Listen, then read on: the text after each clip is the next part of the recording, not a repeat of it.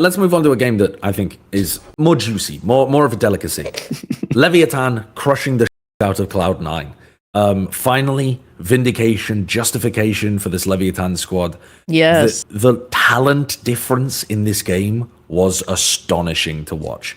There were so many spots where the LEV players should never be getting away with what they did, and they just do it anyway, and do it over and over again. This is a great segue from Envy. If you look at all maps there, Neon's playing the same agent over and over again. Not one of them played more than one agent.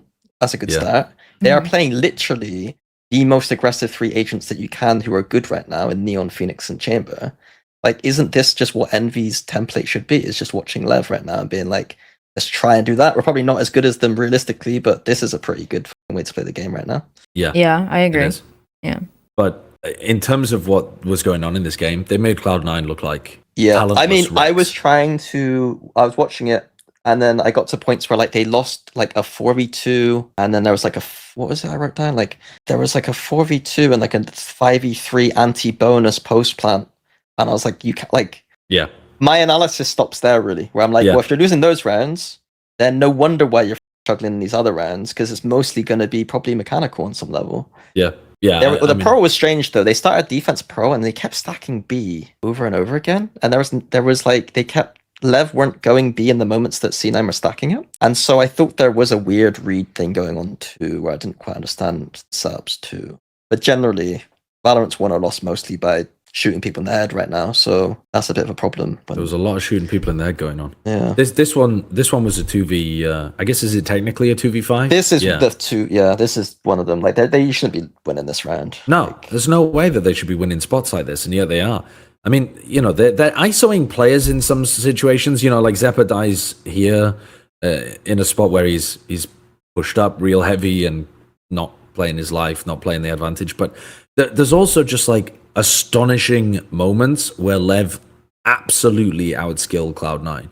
And I think when I'm watching this game and thinking about how other matches are going to happen, C9 they're not a bottom feeder team. Like, people are going to meme on them after this game because they looked like it, but they actually, if you zoom out a bit, they aren't a bunch of like horrendous players.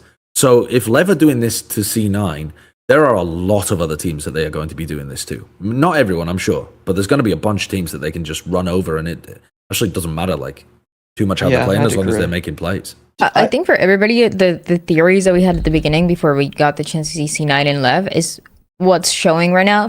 So we talked about the off-season changes for Cloud9 and how they made some changes, but it seemed like nothing was really keeping up with the upgrades that everybody else was getting. I feel like now it's showing that they're just still kind of in the middle, kind of the same they've always been.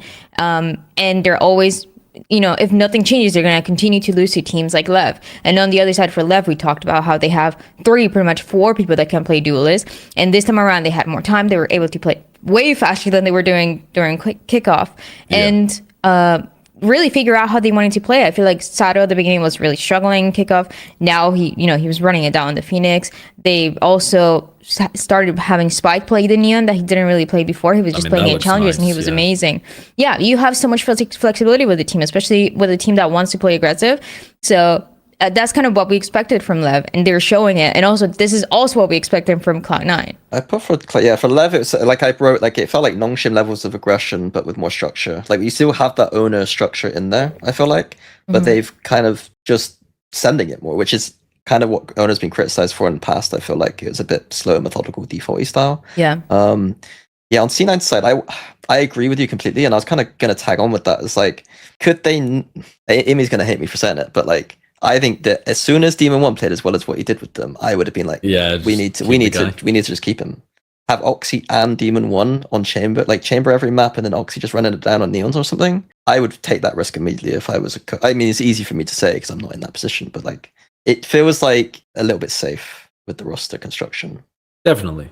Yes. My point was not that C9 are a great team, by the way. My point was just like, I don't expect C9 to be in struggling as much as a Envy, I was EG, those kind of teams. No, I didn't read it like that. I was just I wanted to say that, and then Dan was saying about how like safe the roster construction and safeness. For sure.